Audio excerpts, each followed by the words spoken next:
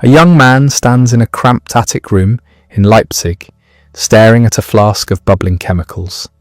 It's 1768, and Johann Wolfgang von Goethe is convinced he's about to discover the secret of creation itself. He won't. But this failure, this obsessive search for hidden truths in test tubes and ancient texts, will shape everything he becomes. The greatest mind Germany ever produced started here, in frustration and fevered curiosity. Frankfurt am Main, August 28th, 1749. The house on Hirschgraben Street is unremarkable from the outside, but inside something extraordinary has just happened. A boy is born, barely breathing, essentially dead. The midwife and doctor work frantically. They shake him, slap him, try everything. Finally a gasp. Johann Wolfgang Goethe enters the world fighting for his first breath, a struggle he'll later see as symbolic of his entire existence. His father, Johann Caspar Goethe, is a man of rigid discipline and thwarted ambition. He'd earned a doctorate in law, travelled through Italy, and returned to Frankfurt, expecting a prestigious career. Instead, he found himself sidelined, never achieving the positions he believed he deserved. So he turned his energy inward, toward his home, his collections, his children. The house became his kingdom, organised with Germanic precision. Every book catalogued, every painting positioned just so, every hour of the day structured. His mother, Katharina Elisabeth, called Frau Ayer by the family, couldn't be more different. She's 17 when Wolfgang is born, barely more than a girl herself, full of warmth and stories and spontaneous joy. While her husband broods over legal texts, she fills the house with laughter, tells fairy tales, makes everything an adventure. Wolfgang adores her. Years later, he'll write that from his father he inherited his serious approach to life, but from his mother, his joy in storytelling. Frankfurt itself is a peculiar place for a boy to grow up. It's a free imperial city, answering to no prince or duke, only to the distant emperor. The city pulses with commerce, with travellers, with the constant flow of new ideas and foreign goods. The Jewish ghetto sits cramped and restricted, yet its scholars debate in Hebrew and Yiddish. French refugees bring their language and culture. The annual autumn fair transforms the city into a carnival of merchants from across Europe. Wolfgang's childhood is privileged, but not idle. His father designs a comprehensive education, hiring tutors for languages, music, drawing, fencing, dancing, riding. By age 8, Wolfgang reads Latin, Greek, French, Italian, and Hebrew. He writes little plays and performs them with his sister Cornelia, his closest companion in these early years. She's sharp, curious, trapped by the limitations placed on women, and Wolfgang senses this unfairness even as a child. But privilege has its suffocations. The house on Hirschgraben is controlled, proper, measured. Every action scrutinized by a father who demands excellence. Wolfgang learns to perform, to present the dutiful son, while his inner life roams wild and free. He discovers early that he contains multitudes, that the face shown to the world and the chaos of genuine feeling rarely align. The 7 Years' War intrudes on this ordered existence. French troops occupy Frankfurt in 1759, and a French official, Count Torrance, is billeted in the Goethe household. Wolfgang is 10 years old, and suddenly his home contains this exotic creature, a representative of sophisticated French culture. The Count commissions paintings, hosts theatrical performances, brings artists and actors into the house. Wolfgang's father seethes at the occupation, but Wolfgang is mesmerized. He watches everything, absorbs it all. Then comes the first artistic obsession, a puppet theatre, a gift that becomes an all-consuming passion. Wolfgang doesn't just play with it, he writes plays for it, creates entire worlds in miniature. The biblical story of Joseph and his brothers, tales of knights and romance. He performs them for family, for visitors, refining his stagecraft, learning how stories work, how to hold an audience. Religion threads through his childhood in complicated ways. His father is Lutheran, but not particularly devout. His mother is more spiritual, more emotional in her faith. Wolfgang attends services, learns his catechism, but even young, he senses something incomplete in the official doctrines. The God presented in church seems small, limited, too concerned with rules and punishment. Wolfgang's mind reaches towards something vaster, more mysterious. In 1763, something shifts. The 14-year-old Wolfgang witnesses the coronation of Joseph II as Holy Roman Emperor, a spectacle of medieval pageantry in Frankfurt's ancient cathedral. The ceremony is magnificent, absurd, deeply moving, and somehow hollow all at once. Wolfgang watches the elaborate ritual, the nobles in their finery, the pretense of universal empire over a fractured Germany. He's beginning to see the gap between symbol and reality, between what institutions claim and what they deliver. His education continues, relentless and broad. His father insists on practical knowledge alongside cultural refinement. Wolfgang learns about mining, about administrative procedures, about how the world actually functions beyond books. But literature is where his heart lives. He devours everything. The Bible as literature, not just scripture. German folk tales collected from servants and street vendors. At 16, he falls in love for the first time. Gretchen, a girl from a lower social class, someone he meets through friends in situations his father would never approve. The relationship is mostly fantasy, stolen glances, a few conversations, but it consumes him. He writes poems, terrible adolescent verses full of longing and melodrama. Then scandal hits. Gretchen is involved in some kind of fraud or forgery. The details remain murky.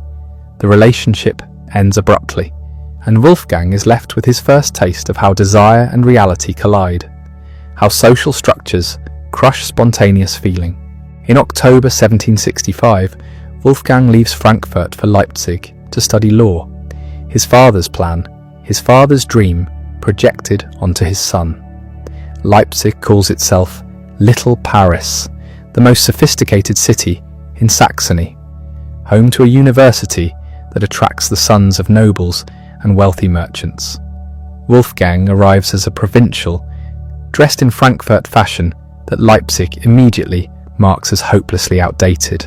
The humiliation of those first weeks shapes him. His clothes are wrong. His manners are too stiff, too formal. Even his handwriting, that careful script his father insisted upon, is mocked as old-fashioned.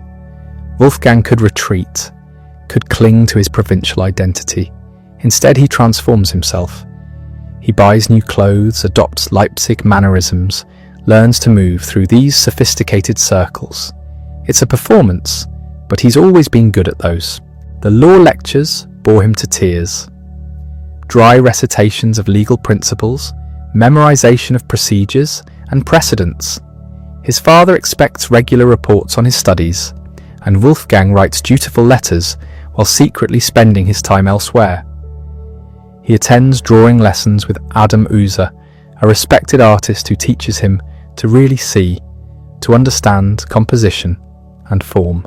He goes to the theatre constantly, watching how professional actors inhabit their roles, and he falls in love again.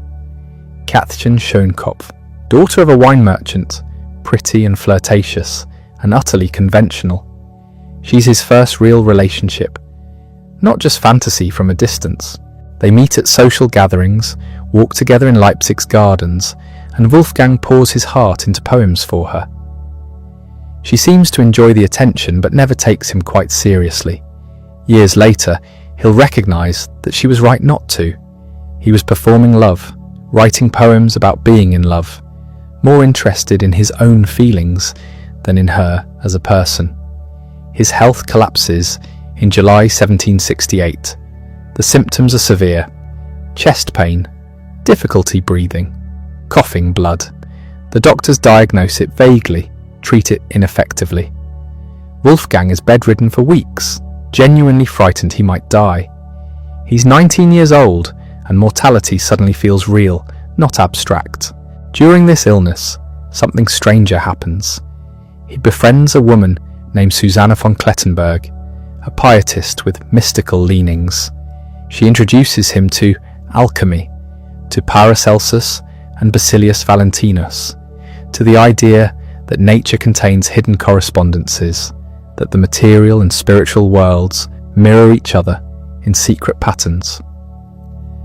Wolfgang, feverish and desperate, becomes obsessed. He sets up a small laboratory in his attic room, mixing chemicals, following obscure recipes, convinced he's on the verge of profound discoveries. He's not doing science, not really. He's doing something between chemistry and magic, treating substances as if they contain spiritual essences, looking for the philosopher's stone that will reveal the unity behind all creation. It's absurd medieval thinking in the Age of Enlightenment, and yet this period leaves a permanent mark. The conviction that nature operates according to hidden laws, that careful observation can reveal deep patterns, that the visible world is a language to be decoded. These ideas will never leave him. By August 1768, he's recovered enough to travel home to Frankfurt. He arrives thin, weakened, unsure of everything. His law studies are incomplete. His relationship with Kietchen has fizzled into nothing. He spent 2.5 years in Leipzig and has little to show for it except some mediocre poems and a head full of alchemical nonsense. His father is disappointed but pragmatic. Wolfgang needs to recover his health fully, and then they'll decide on next steps. The next 18 months unfold in Frankfurt, a strange suspended period. Wolfgang is technically convalescing, but he's also hiding, avoiding decisions, filling his time with reading and experiments, and long conversations with Susanna von Klettenberg when she visits. He reads voraciously, chaotically, Spinoza's philosophy, which suggests God and nature are one, that divinity saturates everything. This feels true to him in a way church doctrine never did. He reads Swedenborg's mystical visions of the spiritual world. He returns to the Greek tragedians, to Sophocles and Euripides, and begins to understand how drama can contain entire philosophies of existence. His sister Cornelia marries in 1770, and Wolfgang watches his closest companion disappear into conventional marriage with a man she doesn't love. It's an arranged match, socially appropriate, personally devastating. She'll die young, broken by childbirth and unhappiness, and Wolfgang will carry guilt about this for the rest of his life. He sees the trap closing, sees how society crushes individual will, especially for women, and he's powerless to stop it. By early 1770, his father insists it's time to finish his degree. Not Leipzig this time, but Strasbourg, a city on the French border, technically part of France but German-speaking, home to a university with a less rigorous law faculty. Wolfgang departs in April, and this journey will change everything. Not because of the law, which he'll continue to ignore, but because of who he's about to meet. Strasbourg sits on the Rhine, dominated by its Gothic cathedral, that massive red sandstone structure with its single completed spire reaching toward heaven. Wolfgang arrives, and immediately feels different here than he did in Leipzig. This city doesn't demand he perform sophistication. It's rougher, more vital, less concerned with French-Polish. He rents rooms, enrolls in law classes he'll barely attend, and begins exploring. The cathedral obsesses him. He climbs it repeatedly, ascending the narrow spiral stairs to the platform below the spire, looking out over the city and the river and the Black Forest beyond. Gothic architecture was considered barbaric in this era, crude medieval work compared to classical proportions. But Wolfgang stares at this building and sees something else entirely. He sees organic growth, stone transformed into something living, reaching upward, not through mathematical proportion, but through intuitive rightness, a German achievement, not an imitation of Roman or Greek models. In a tavern one evening, he meets Johann Gottfried Herder. This encounter will detonate everything Wolfgang thinks he knows about literature, culture, and his own potential. Herder is 5 years older, already a published critic and philosopher, travelling through Strasbourg for medical treatment. He's difficult, prickly, brilliant, contemptuous of convention, and he takes one look at the poems Wolfgang has been proudly writing and tears them to pieces. Herder doesn't ease Wolfgang into his worldview, he assaults him with it. Those poems Wolfgang brought, the ones carefully crafted according to Leipzig standards, all neat rhymes and classical allusions, derivative garbage, lifeless imitations of French imitations of ancient models. Wolfgang is writing corpse poetry, Herder tells him. Beautiful corpses, perhaps, but dead nonetheless. Real poetry doesn't come from rules. It comes from the folk, from the people, from the raw energy of language before academics strangled it. Look at Shakespeare, Herder insists. The English don't worship him despite his violations of classical unity. They worship him because he violated those rules, because he followed nature and human truth instead of Aristotelian prescriptions. Wolfgang is stunned. He's also electrified. Herder is articulating something Wolfgang has sensed but couldn't name. This feeling that all his careful education has been teaching him to write like a well-trained parrot. Herder gives him permission to trust his instincts, to value German culture instead of apologizing for it, to see poetry as something alive and wild rather than a display of technical skill. They meet almost daily during Herder's stay. Herder is recovering from an eye operation, often in pain, frequently irritable, but he keeps talking. He introduces Wolfgang to Ossian, those supposedly ancient Scottish epics that are actually contemporary forgeries by James Macpherson. But whether they're authentic or not doesn't matter to Herder. They feel ancient, they capture something primal, and that's what matters. Feeling, authenticity, the voice of the people. And he introduces Wolfgang to folk songs. Not the refined art songs of the salon, but the rough ballads peasants actually sing. Songs about murder and betrayal and supernatural revenge. Songs with irregular meters and strange leaps of logic and an emotional directness that makes salon poetry look like perfumed posturing. Wolfgang starts collecting these songs himself. He writes down lyrics from village singers, from soldiers, from anyone who knows the old ballads. He begins to hear German language differently, not as crude compared to French, but as powerful, direct, capable of effects French-Polish could never achieve. Herder leaves Strasbourg after a few months, but the damage is done. Wolfgang's entire aesthetic foundation has been demolished and rebuilt. He starts reading everything Herder recommended. Homer, but reading him as barbaric epic rather than classical model. The Nibelungenlied, that medieval German saga he'd been taught to dismiss as primitive, and Shakespeare, play after play, devouring them. The Shakespeare revelation hits hardest. Here's a writer who puts kings and clowns in the same scene, who mixes tragedy and comedy, who violates every rule Wolfgang learned and produces something more true to human experience than all the proper French tragedies combined. Julius Caesar, Hamlet, King Lear. Wolfgang reads them and feels his own ambition clarifying. He could write like this: not imitate Shakespeare, but do for German literature what Shakespeare did for English. Create a national drama that doesn't apologize for being German, but he's still supposed to be studying law. The dissertation he eventually submits argues that the church and state should both have authority over religious matters. The theology faculty rejects it as heretical. Wolfgang is unfazed. He quickly produces a shorter thesis on different legal questions, defends it in a cursory examination, and walks away with his law degree in August 1771. His father is satisfied. Wolfgang is now Dr. Goethe, qualified to practice law, ready to join a respectable society. Wolfgang has absolutely no intention of practicing law, but he returns to Frankfurt, moves back into his childhood home, and agrees to open a practice. He needs income. His father's patience has limits, so he becomes a lawyer technically, taking cases, appearing in court, doing the minimum necessary to maintain appearances, but every spare moment goes to writing. The first major project is his History of Gottfried von Berlichingen with the Iron Hand. Götz von Berlichingen was a real 16th century knight, a minor nobleman who lost his right hand in battle and had a mechanical iron replacement made. He fought, feuded, was declared an outlaw, wrote his memoirs. A perfect figure for what Wolfgang is trying to do.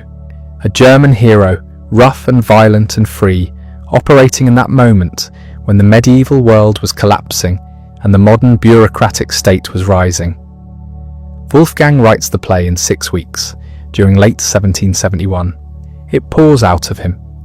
The structure is Shakespeare, dozens of short scenes, mixing high and low, nobles and peasants, battle and conversation. The language is German like Germans actually speak it, full of oaths and soldiers' slang and regional dialect. The hero is a man trying to remain free in a world increasingly controlled by princes and lawyers and bureaucrats. And he fails. The play ends with Goethe dying, the old order dead, freedom crushed by the machinery of the modern state.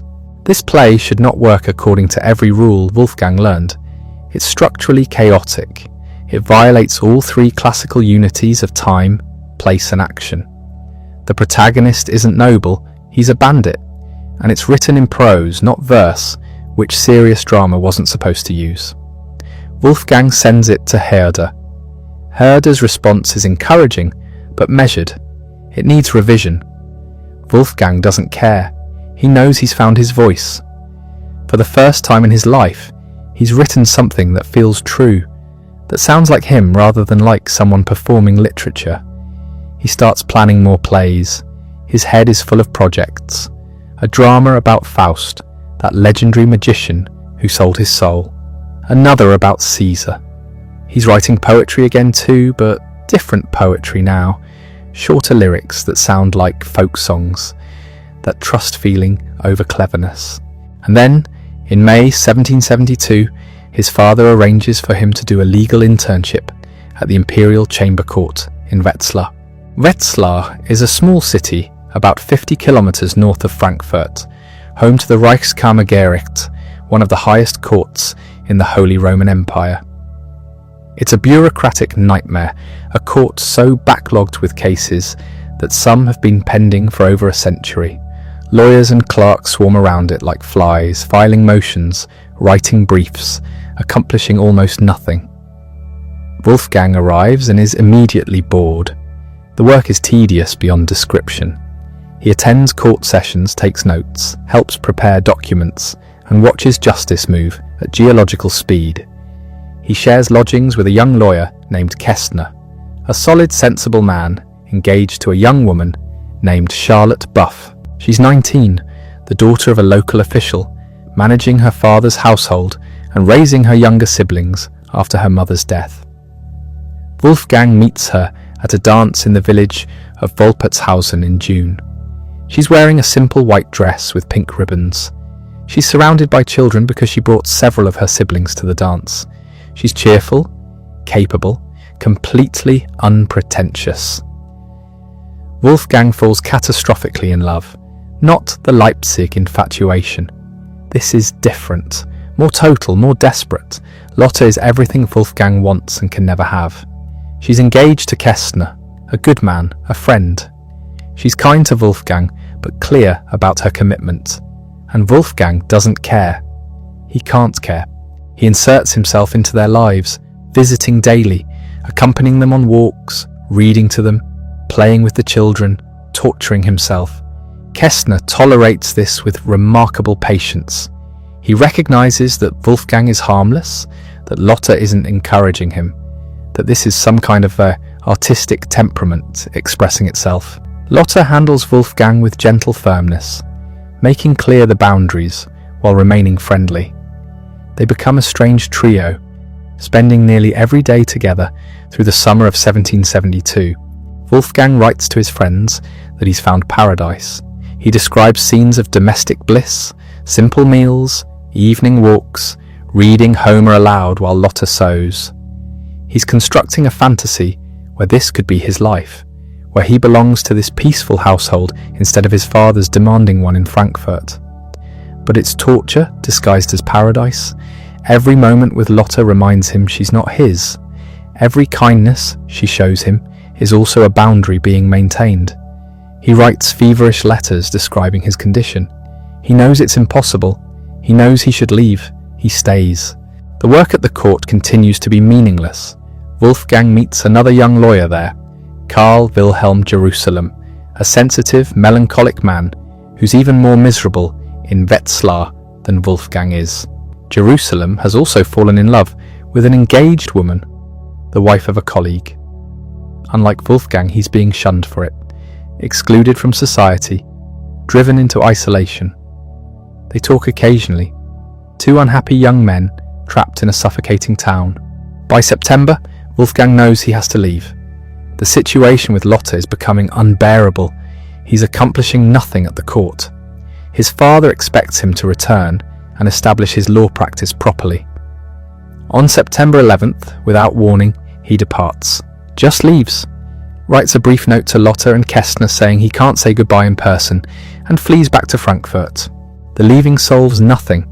He's back in his father's house, supposedly working as a lawyer, actually just miserable. He writes constantly to Kästner and Lotte, long letters describing his state of mind, asking about their lives, unable to let go. Kästner responds patiently. Lotte writes occasionally, warm but careful. They get married in April 1773.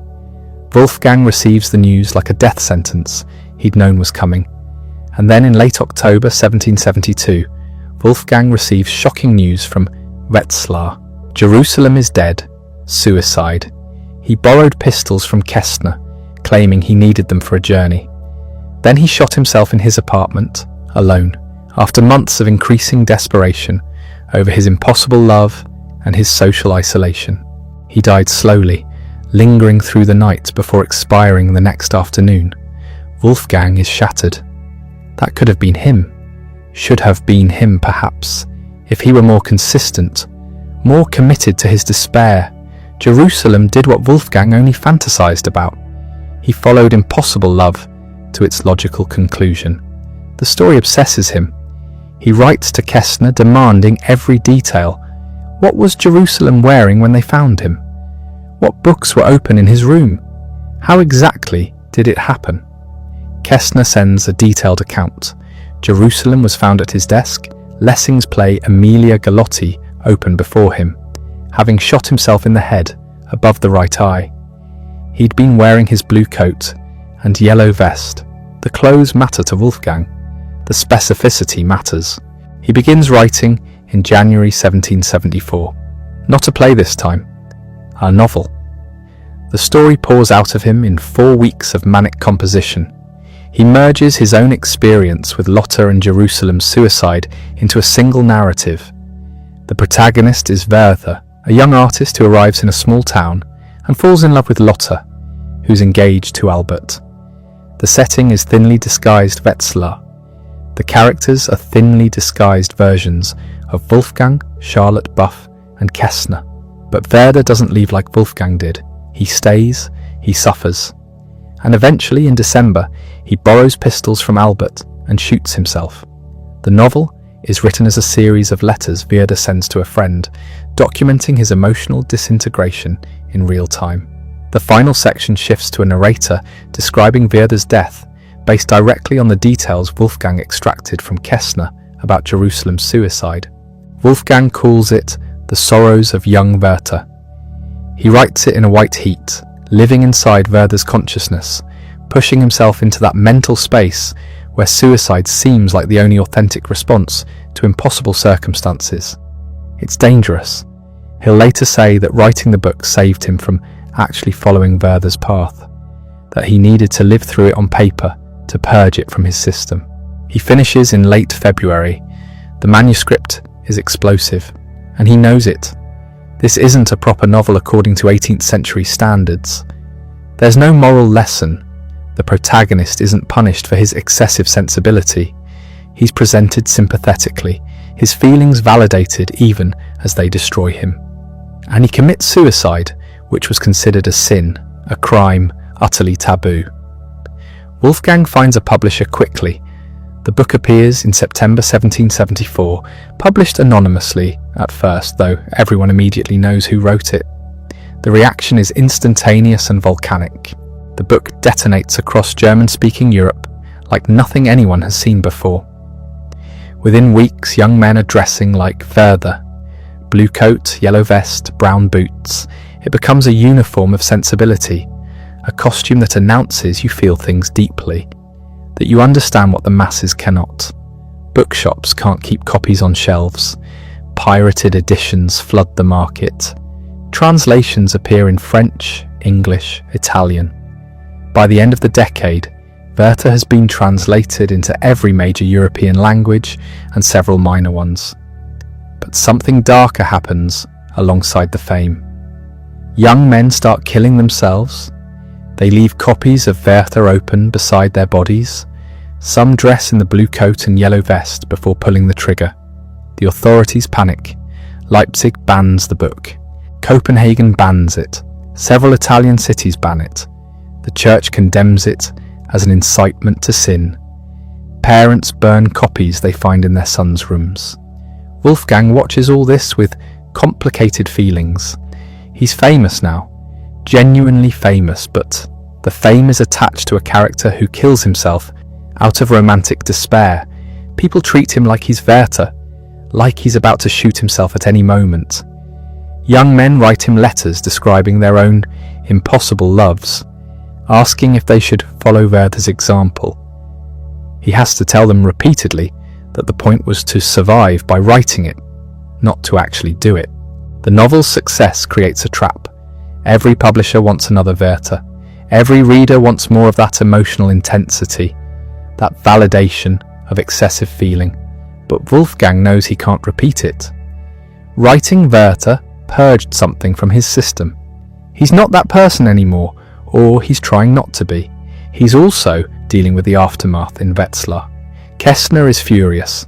He and Lotte recognize themselves immediately in the novel, and the portrayal is intimate enough to be embarrassing. Their private lives have been turned into public entertainment. Kästner writes Wolfgang an angry letter. How could you do this? You've made us into characters, into symbols. People in Wetzlar are gossiping. Lotte is humiliated. Wolfgang responds with a mix of defensiveness and apology. He insists he changed enough details that no one should recognize them. This is absurd, and Kästner tells him so. Everyone recognizes them. The book describes their actual house, their actual habits, actual conversations.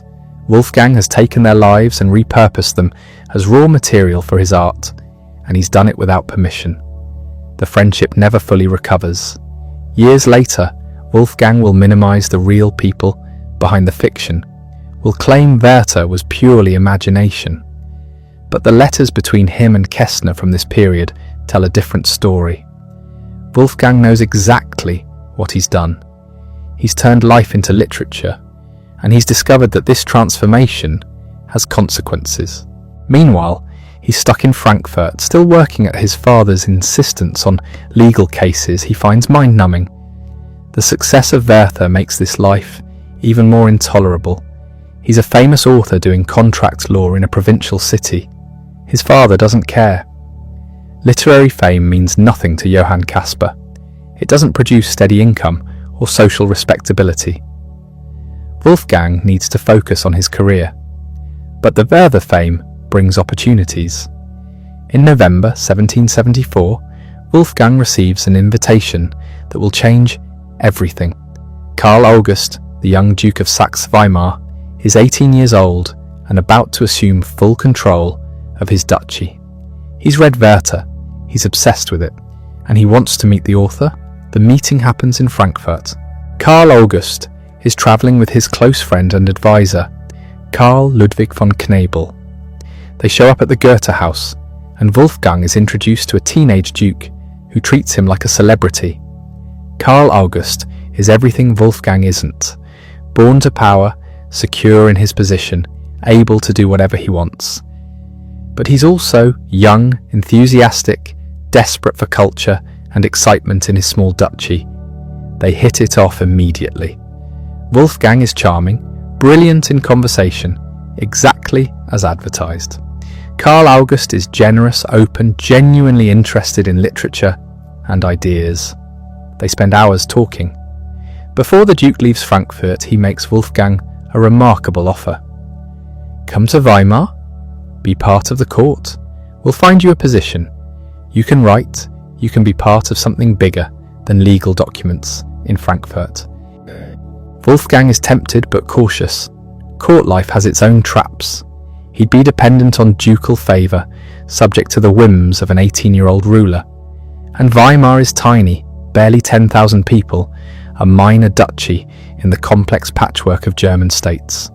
It's not a glittering capital, it's a provincial town with aristocratic pretensions. But what's the alternative? Staying in Frankfurt, becoming the lawyer his father wants, watching his literary fame fade into respectability? The Werther success has shown him what's possible. People across Europe are reading his words, feeling what he made them feel. How can he go back to property disputes after that? In May 1775, Wolfgang makes a decision that horrifies his father. He accepts an invitation to travel with the Stolberg brothers, two young counts who are admirers of Werther. They're going to Switzerland, and they want the famous author to join them. Johann Caspar sees this for what it is, his son abandoning any pretense of a legal career to wander around Europe with aristocratic dilettantes. The Swiss trip is glorious. Wolfgang is treated as a celebrity everywhere they go.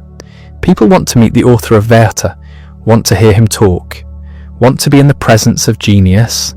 He hikes in the mountains, writes poetry, falls half in love with several young women, and generally lives the life of a romantic artist that his novel has made fashionable. But by the time he returns to Frankfurt in July, the gap between his life and his father's expectations has become unbridgeable.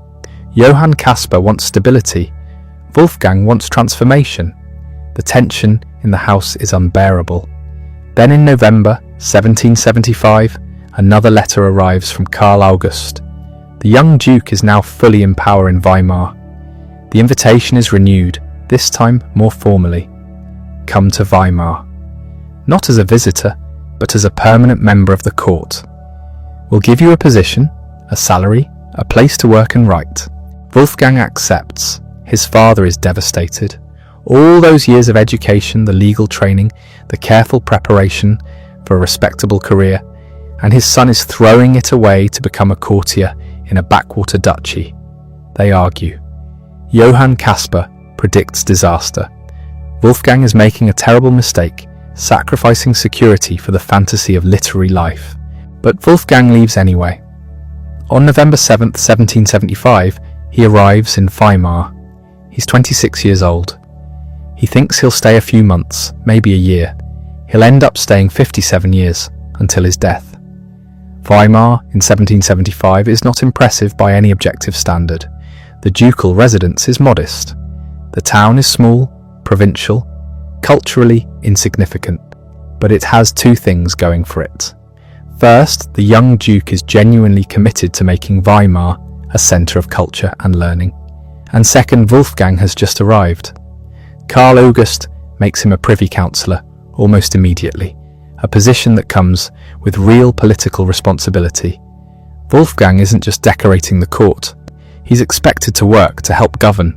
Within months, he's being assigned actual administrative tasks, overseeing mining operations, managing the duchy's finances, handling diplomatic correspondence. This is not what anyone expected. The sensitive author of Werther, the poet of impossible love and beautiful despair, is suddenly managing budgets and inspecting mines. Wolfgang throws himself into it with characteristic intensity. If he's going to do this, he'll do it completely. He learns how mines work. He studies forestry. He sits through interminable meetings about tax policy. His literary friends are baffled. What happened to the artist? Why is he wasting his time on administrative minutiae when he could be writing? Wolfgang doesn't have a good answer, or rather, he has too many answers.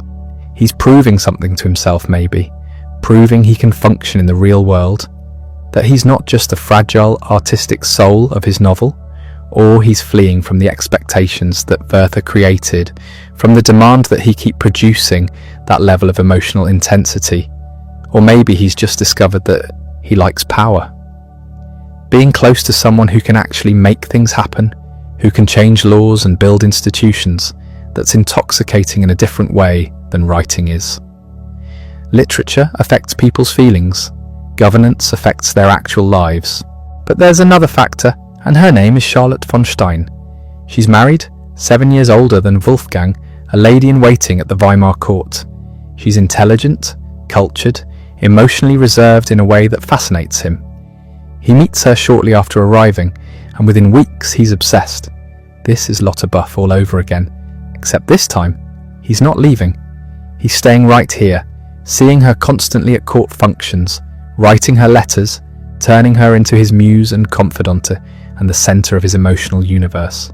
Charlotte von Stein is not particularly beautiful, not obviously charismatic.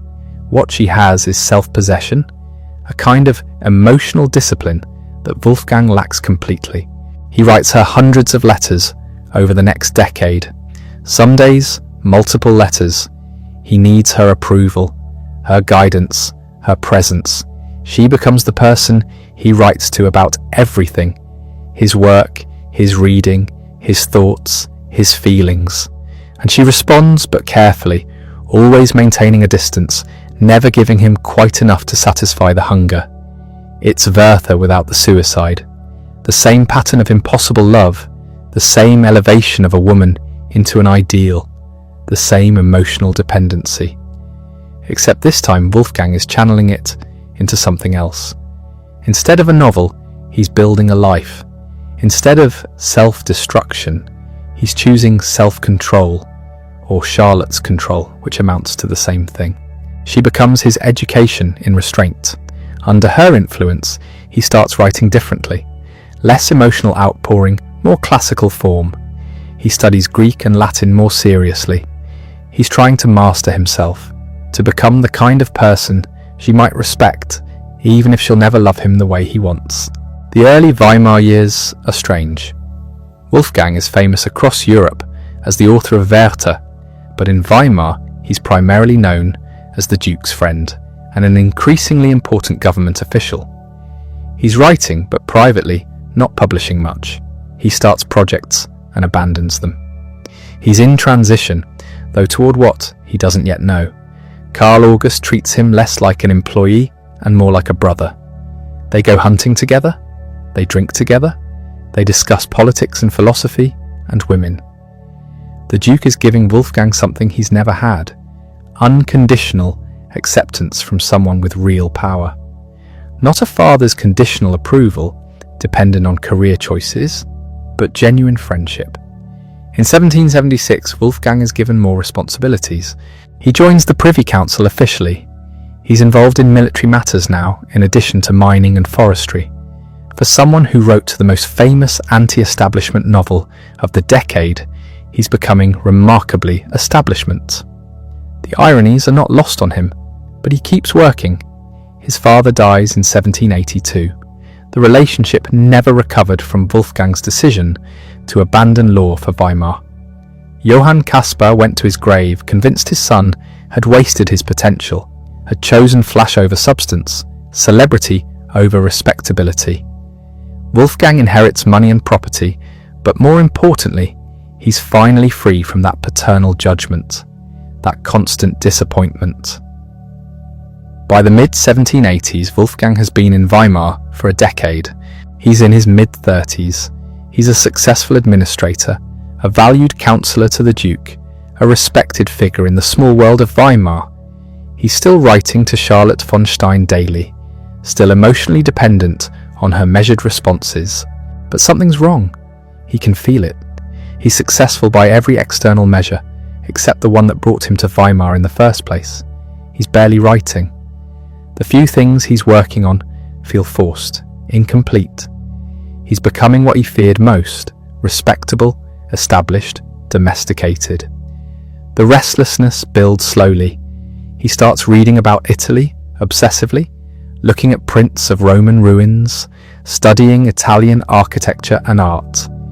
Italy represents something he desperately needs: escape, transformation, the possibility of becoming someone else entirely.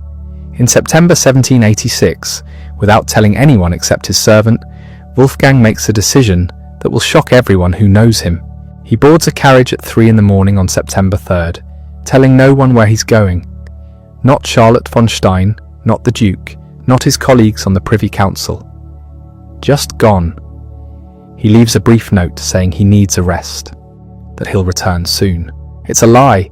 He has no intention of returning soon, and he knows the explosion this will cause. The journey south is a revelation. As the carriage crosses the Alps, Wolfgang feels something lifting. The weight of Weimar, of duty, of Charlotte's careful letters, and the Duke's expectations, all of it falls away with every mile. He's travelling under a false name, calling himself Filippo Miller, painter. He wants to be nobody, to see Italy without the burden of being Goethe. Italy in 1786 is the destination every educated European dreams of. The Grand Tour, that pilgrimage to classical civilization, has been a rite of passage for wealthy young men for decades. But Wolfgang is 37, hardly young, and he's not wealthy. He's spending money he doesn't really have, abandoning responsibilities he absolutely has, running away like a teenager. He doesn't care. Verona first, then Venice. The light is different here, sharper, clearer. Colours seem more vivid. The architecture speaks a language he's been trying to learn from books and prints, but seeing it in person is entirely different. He sketches constantly. His drawing is mediocre at best, but that doesn't matter. He's trying to see, really see, to train his eye to understand proportion and form and beauty in a way he never has before. In Rome, he stays for months. He rents rooms, establishes routines. Every morning he walks through the city, looking at ruins, churches, fountains. He's studying, but not from books. From the physical presence of ancient civilization, from the way light falls on marble, from the proportions of buildings that have stood for 2,000 years. He meets other German artists living in Rome. Johann Heinrich Wilhelm Tischbein becomes a close friend, a painter who actually knows what he's doing. Tischbein will later paint the iconic portrait of Goethe in the Campagna, Wolfgang reclining in a white cloak among Roman ruins, looking every inch the romantic poet-traveller. But right now, Wolfgang is just another German tourist trying to understand why Rome matters so much. What he's discovering is classicism, not the stiff, dead classicism of academic rules, but something alive. The Greeks and Romans understood something about form, about restraint, about the relationship between parts and whole that later ages lost. Beauty isn't wild emotion, it's proportion, it's balance, it's knowing when to stop. This is the opposite of everything Werther represented. Werther was pure feeling, uncontrolled, self-destructive. Rome is teaching Wolfgang that feeling needs form, that emotion without structure is just chaos. He's having an aesthetic conversion, and it will change everything he writes afterward. Back in Weimar, people are furious. Charlotte von Stein feels betrayed. 10 years of letters, of emotional intimacy, and he just vanished without a real explanation. The Duke is trying to manage government business without his most trusted advisor. The court gossips about Wolfgang's irresponsibility, his selfishness. Some think he's lost his mind. Others assume he's run off with some woman. Wolfgang knows all of this is happening, and he doesn't come back. He extends his stay. 1 month becomes 3, then 6. He moves south to Naples, sees Pompeii and Herculaneum, those cities frozen in volcanic ash, Roman life preserved in death. He crosses to Sicily. He's gone for nearly 2 years. During these Italian years, he's writing, but differently. He finishes Iphigenie of Tauris, a play he'd started in Weimar. The Weimar version was in prose, emotional, Germanic.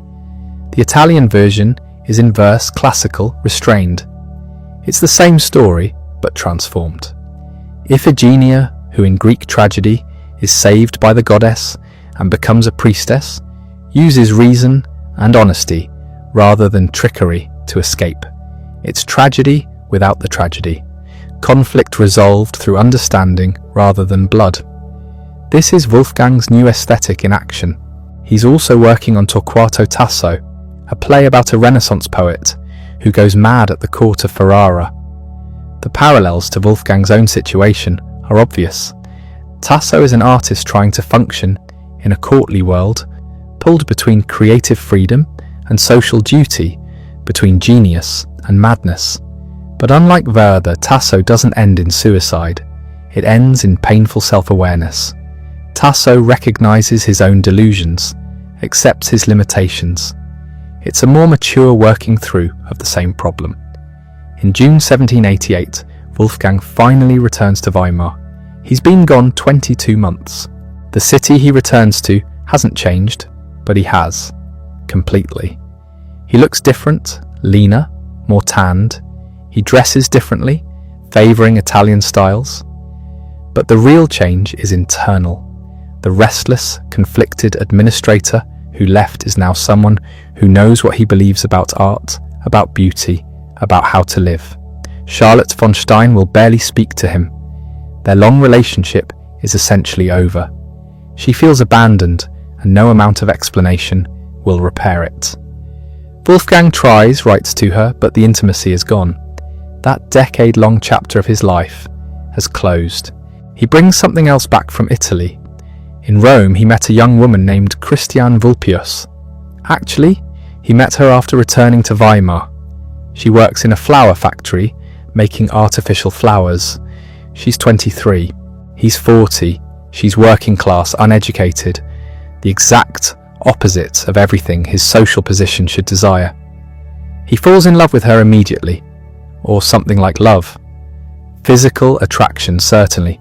Something he never had with Charlotte von Stein. He moves Christiane into his house. They're not married. This is scandalous. Weimar society is appalled. The famous poet, the privy councillor, living openly with a factory girl? It's unthinkable. His friends are embarrassed. Charlotte von Stein is vindicated in her anger. The Duke, to his credit, doesn't interfere. Their friendship survives this. Wolfgang doesn't care what Weimar thinks. He's done with restraint for restraint's sake, done with letting other people's expectations dictate his life. Christiane makes him happy in an uncomplicated way. She's not an ideal, not a muse, not a philosophical companion. She's a real woman he enjoys being with. They have a son in 1789, August. Wolfgang is a father now, though still not a husband. The French Revolution begins in 1789. News travels slowly, but when it arrives, it divides Weimar as it divides all of Europe. Some intellectuals are thrilled. Finally, the old tyrannies are being overthrown. Liberty, equality, fraternity. The world is being remade according to reason and natural rights. Others are horrified. Mob rule, chaos, the destruction of order and tradition. Wolfgang watches from a distance, disturbed by the violence but also by the revolutionary enthusiasm of people he knows. He's spent the last decade as a government official. He understands how difficult it is to actually administer a state, to balance competing interests, to make imperfect choices in complicated situations. The revolutionary faith that everything can be torn down and rebuilt according to rational principles strikes him as dangerously naive. He's seen what happens when pure feeling drives action. Werther was an individual tragedy. The revolution might be a collective one. In 1792, Karl August joins the Prussian military campaign against revolutionary France. Wolfgang goes with him, not as a soldier, but as an observer. He's at the Battle of Valmy, where the Prussian forces, expected to easily crush the revolutionary French army, are instead held to a stalemate. It's a turning point. The old military order can't simply roll over the new revolutionary one. Wolfgang recognizes the significance immediately. He later claims he told people at the time, "From this place and from this day forth begins a new era in world history. And you can all say you were present at its birth." Whether he actually said that or invented it later doesn't really matter. The insight is correct. Valmy proves that the revolution can defend itself, that the old world can't simply restore itself by force. The next 2 decades will be defined by this conflict, and Wolfgang will watch it unfold from Weimar, increasingly convinced that both sides are wrong. The revolutionaries with their abstract ideals and their guillotines, the monarchists with their rigid hierarchies and their refusal to acknowledge that change is necessary. He's looking for a third position, something between reaction and revolution, but he can't quite articulate what that would be. His writing continues. In 1794, he begins a friendship that will define the rest of his productive life. Friedrich Schiller, 10 years younger, is also a famous writer. He wrote The Robbers, a revolutionary play about outlaws fighting tyranny, when he was in his early 20s. He's been living in Jena, teaching history at the university, writing philosophical essays on aesthetics. Wolfgang has known of him for years but kept his distance. Schiller's early work struck him as too wild, too undisciplined, too much like his own Werther phase. But Schiller has matured too. He's interested in classical form now, in philosophy, in understanding the relationship between art and ethics. When they finally start corresponding regularly, something clicks. They're approaching the same problems from different angles.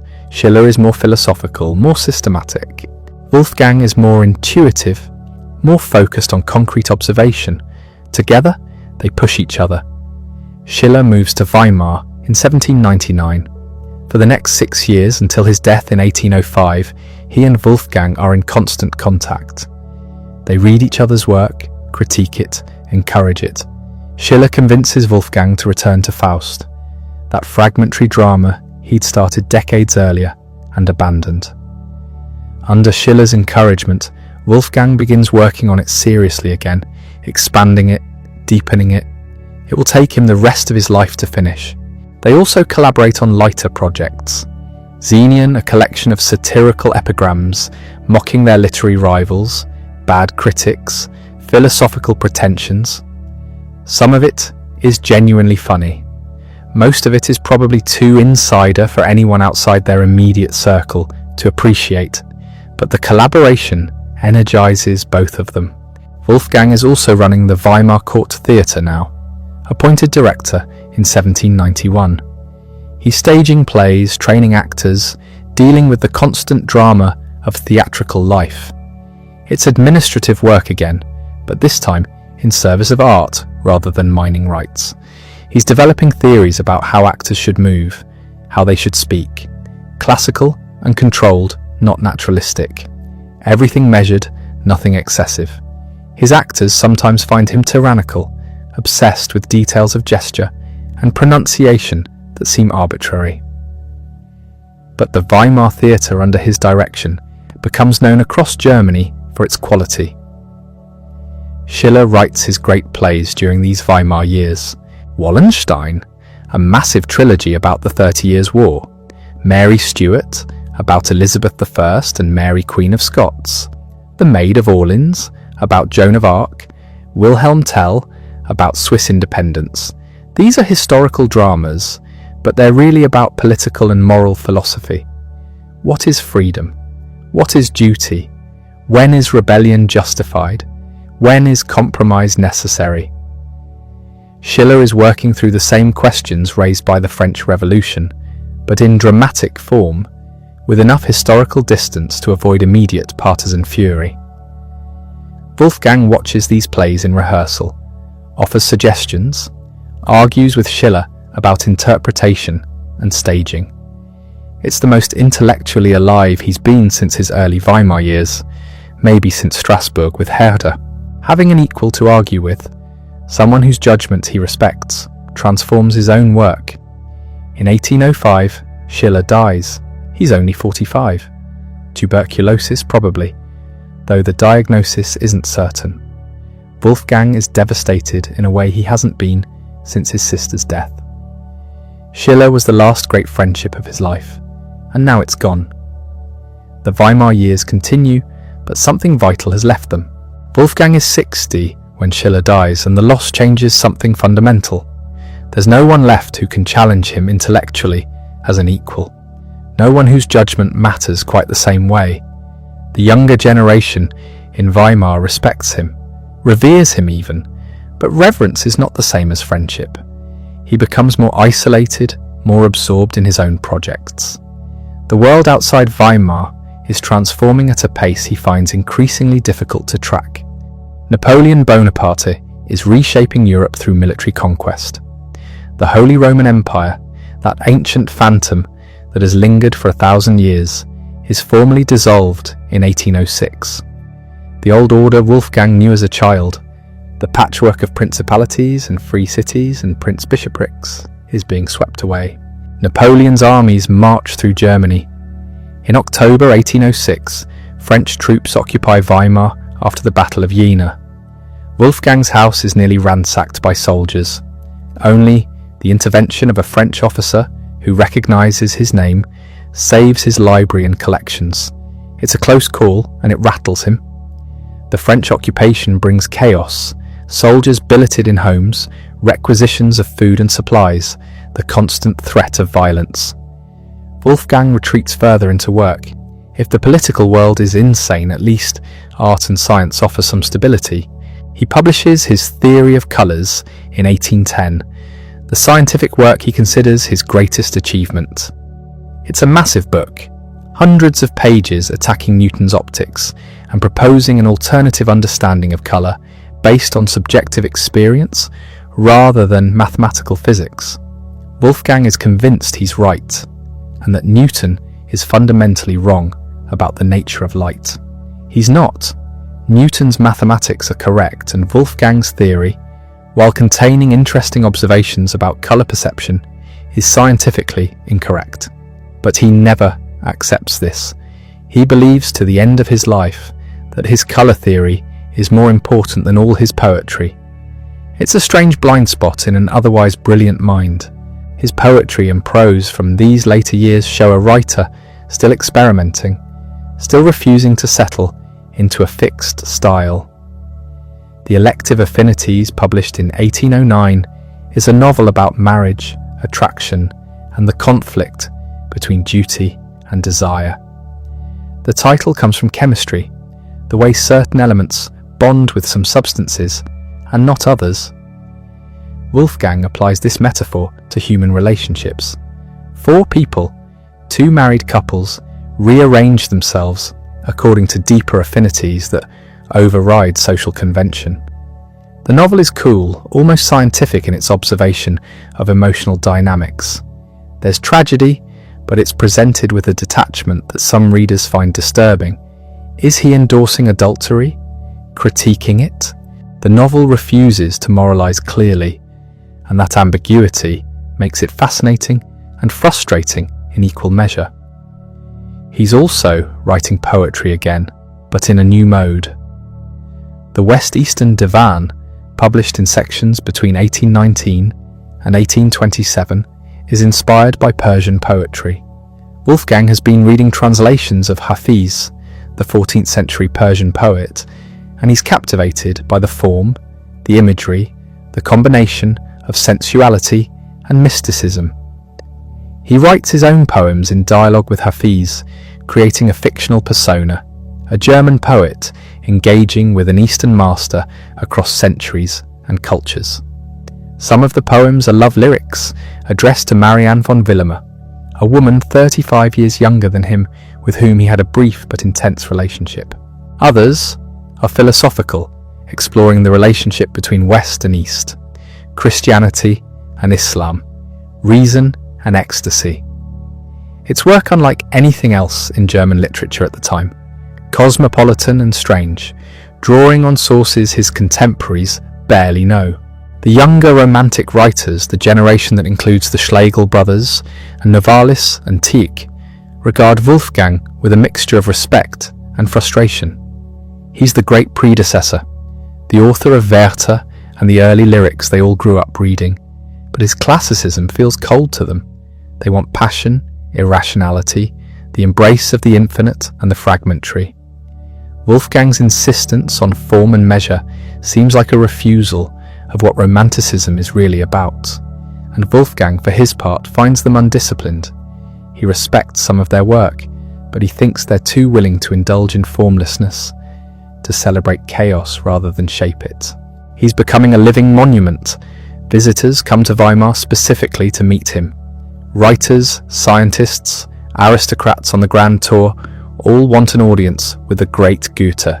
He receives them politely, sometimes warmly, but there's a performance aspect to it now.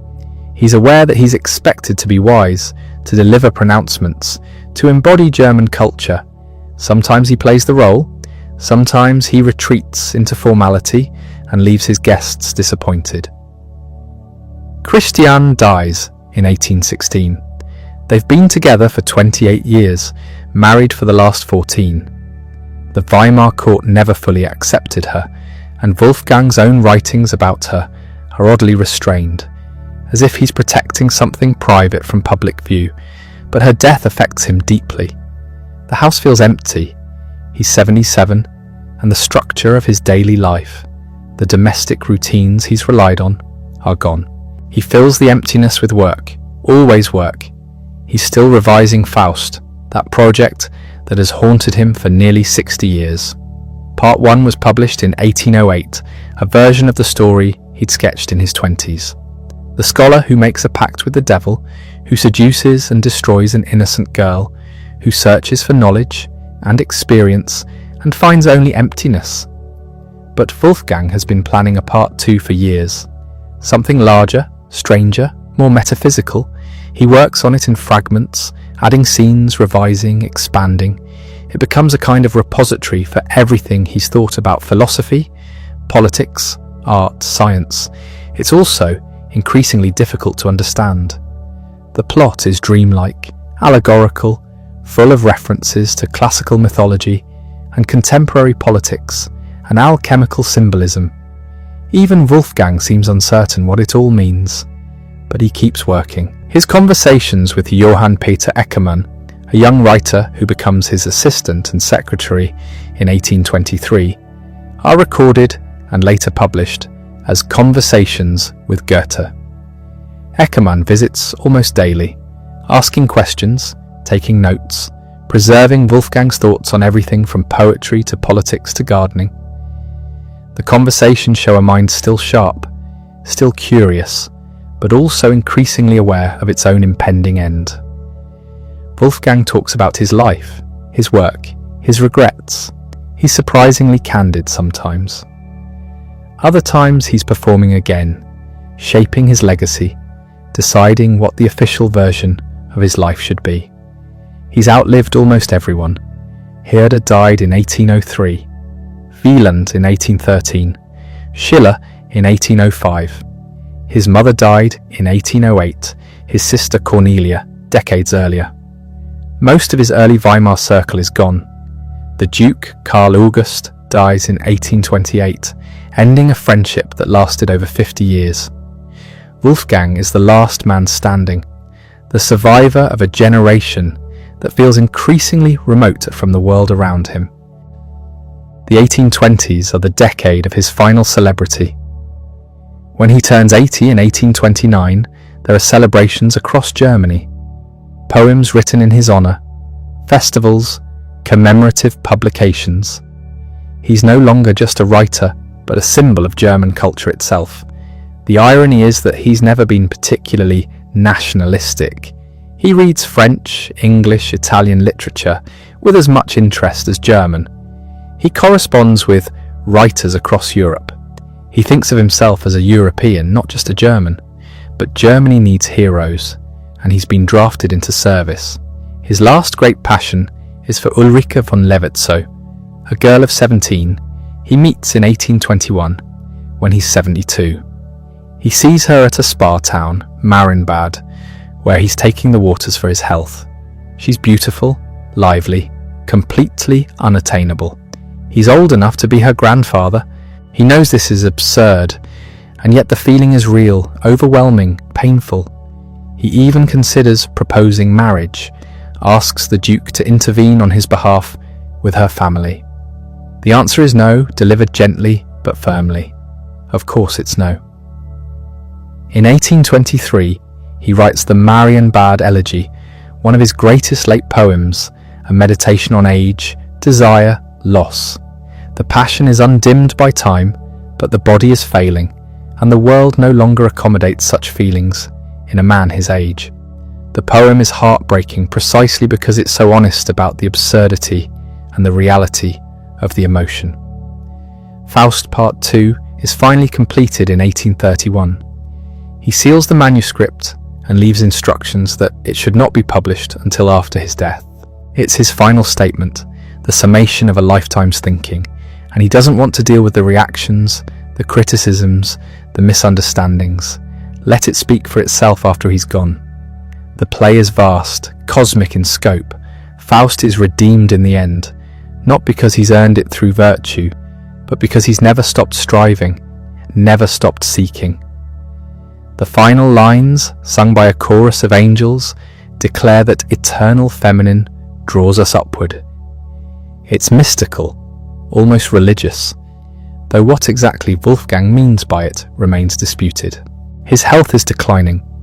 He's had heart trouble for years, shortness of breath, weakness, but his mind remains clear, almost to the end. He continues his daily routines, his walks when weather permits, his work at his desk, his evenings with Eckermann discussing literature and science. On March 16th, 1832, he catches a chill. It develops into something more serious. Over the next few days, he weakens rapidly. He remains lucid, giving instructions about his papers, asking about the weather. On March 22nd, he dies quietly in his armchair. His last words, according to Eckermann, are, "Open the shutter, so more light may come in," though this may be apocryphal, shaped by the desire for a symbolically perfect ending. He's 82 years old. The funeral is elaborate. Weimar stops. The Duke declares a period of mourning. Wolfgang is buried in the ducal vault alongside Schiller, whose remains were moved there years earlier.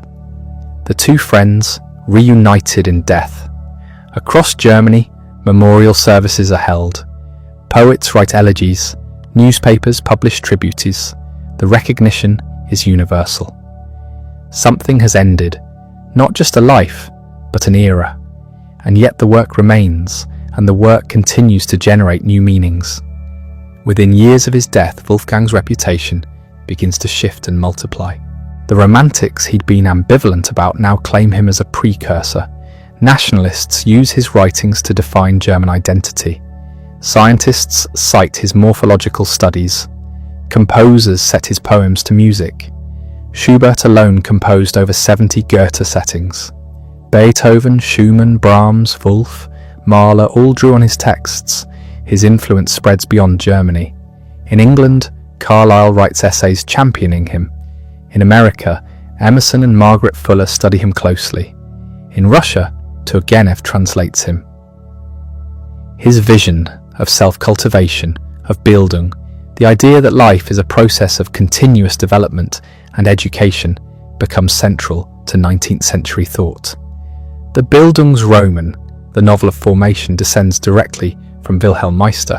Faust becomes the defining myth of modernity, the scholar who makes a pact with the devil, who gains knowledge and power but loses his soul, or doesn't, depending on how you read the ending. It's staged constantly, adapted, reinterpreted. Composers create operas based on it. Philosophers analyze it. Psychologists use it as a case study. The figure of Faust, endlessly striving, never satisfied, becomes a symbol of Western civilization itself, for better and worse. But there's also resistance. Nietzsche admires Wolfgang's paganism, his affirmation of life, but finds him too measured, too Apollonian. Where is the Dionysian ecstasy? Thomas Mann writes novels in dialogue with Wolfgang's work, especially The Magic Mountain, which reworks the Bildungsroman for the 20th century. But Mann is also aware of Wolfgang's limitations, his occasional coldness, his refusal of political commitments. The Nazis try to claim him, holding up Faust as an embodiment of Germanic striving and destiny. This appropriation is grotesque, a willful misreading of a writer whose cosmopolitanism and humanism were the opposite of fascist ideology. After World War II, Wolfgang's reputation in Germany has to be reconstructed, separated from nationalist distortion.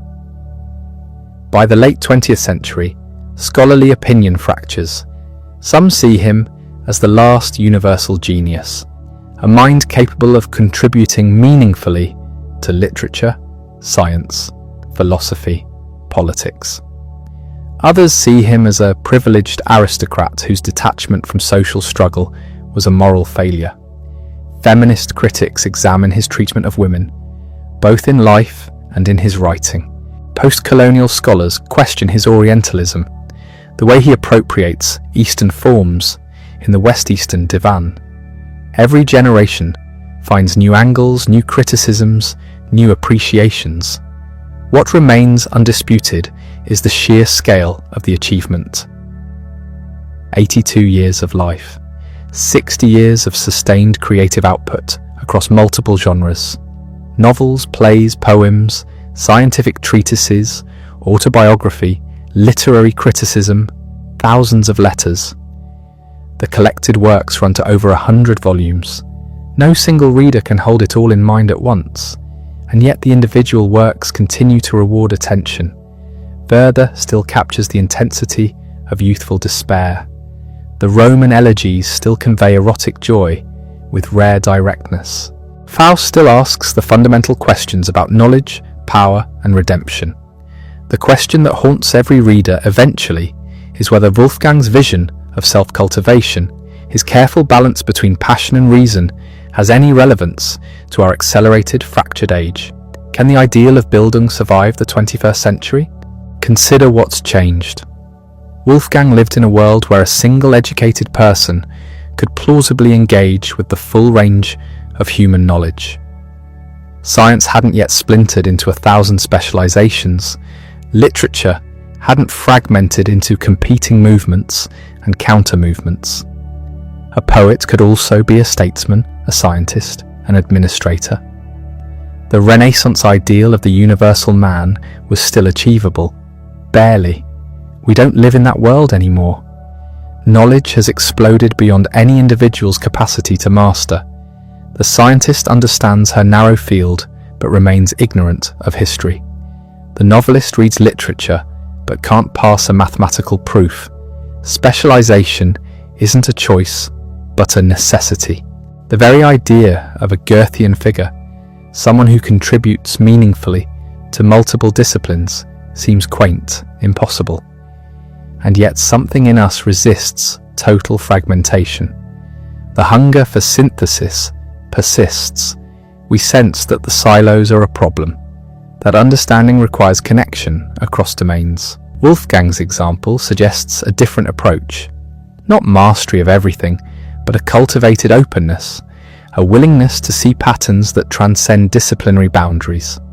His morphology, flawed as it was scientifically, demonstrated how observation in one field can illuminate another. His poetry drew on his scientific work. His administrative experience shaped his political writings. Everything connected. The digital age offers a strange echo of this. We have access to more information than Wolfgang could have imagined.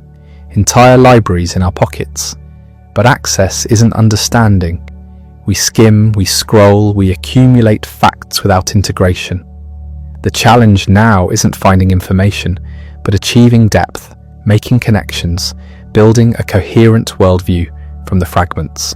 Wolfgang's method was slow. He revised Faust for 6 decades. He observed plants for years before formulating his theories. He rewrote Wilhelm Meister entirely. This glacial pace feels alien to a culture of instant publishing and viral content, but perhaps that's exactly why it matters. The pressure to produce quickly, to respond immediately, to keep up with the feed, creates a shallow engagement with ideas. Wolfgang's example argues for marination, for letting thoughts develop over time, for resisting the demand for instant conclusions. His notion of renunciation, Entsagung, becomes particularly relevant, not renunciation as self-denial, but as selective focus. You can't do everything. pursue every interest, master every skill. Wilhelm learns this painfully in the Travels. He must choose, commit, accept limits. In an age of infinite options and perpetual FOMO, this might be the most radical idea Wolfgang offers. Depth requires saying no to breadth. Mastery requires abandoning the fantasy of universal competence. But there's a darker reading available. Wolfgang's privilege enabled his self-cultivation. He had wealth, status, institutional support, freedom from material anxiety. How many potential Goethes never got the chance because they were born poor, female, colonized, enslaved? His vision of human development assumes conditions most people have never enjoyed. The criticism stings because it's true. Still, the aspiration needn't be elitist. The core idea that life is a process of growth and transformation, that we shape ourselves through conscious effort and reflection, that our character isn't fixed but malleable. This applies regardless of circumstance. Frederick Douglass, born into slavery, pursued self-education with a hunger Wolfgang would have recognized. Simone de Beauvoir, facing the constraints placed on women, crafted a philosophy of becoming that echoes Bildung while critiquing its gendered assumptions. The ideal can be democratized even if Wolfgang himself didn't fully do so. His influence on education persists in ways we rarely acknowledge. The liberal arts model, the belief that students should encounter multiple disciplines before specializing, the emphasis on critical thinking over rote memorization, the idea that education shapes character, not just skills. All of this descends from the tradition Wolfgang represented. When universities defend the humanities against purely vocational training, they're making a Goethean argument, whether they know it or not. Literature continues to grapple with his legacy. The Bildungsroman remains a living form. Every novel about a young person finding their place in the world, learning through mistakes, maturing through experience, is in conversation with Wilhelm Meister. Contemporary writers update the formula. Zadie Smith's White Teeth, Chimamanda Ngozi Adichie's Americana, Ocean Vuong's On Earth. We're briefly gorgeous. These are Bildungsroman for multicultural, globalized contexts, exploring formation in conditions Wolfgang never imagined, but using structures he helped establish. Faust's afterlife is even stranger. The myth has detached from the text. Most people who reference Faust haven't read Wolfgang's version. They know the basic story, the pact with the devil, but the details come from Marlowe, from opera, from film, from cultural osmosis. And yet Wolfgang's specific interpretation, Faust's salvation, through striving, through never giving up the quest for meaning, that remains embedded in how we understand the story. The idea that ambition itself, even destructive ambition, contains something redemptive if it's paired with genuine seeking. This is Wolfgang's addition to the legend, and it's shaped how modernity thinks about aspiration and its costs. His scientific work presents the most complex legacy. The theory of colours was wrong in its attack on Newton, but wrong in interesting ways. Wolfgang insisted on the subjective experience of colour, on the physiological and psychological dimensions Newton's optics ignored. Modern colour theory vindicates Wolfgang partially. We now understand that colour perception involves not just wavelengths, but neural processing, cultural context, subjective response. Wolfgang was asking questions that 19th century physics couldn't answer, but that 20th century neuroscience and phenomenology could. He was right that Newton's account was incomplete, even if his alternative explanation failed. His morphology, similarly, anticipated later developments. The idea of the Urpflanze, the archetypal plant from which all others derive, was scientifically untenable, but the search for underlying patterns in biological forms, the recognition that developmental processes shape structure, these became central to evolutionary biology and Evo-Devo. Wolfgang's method of careful observation, his attention to metamorphosis and transformation, his insistence that form and function can't be separated.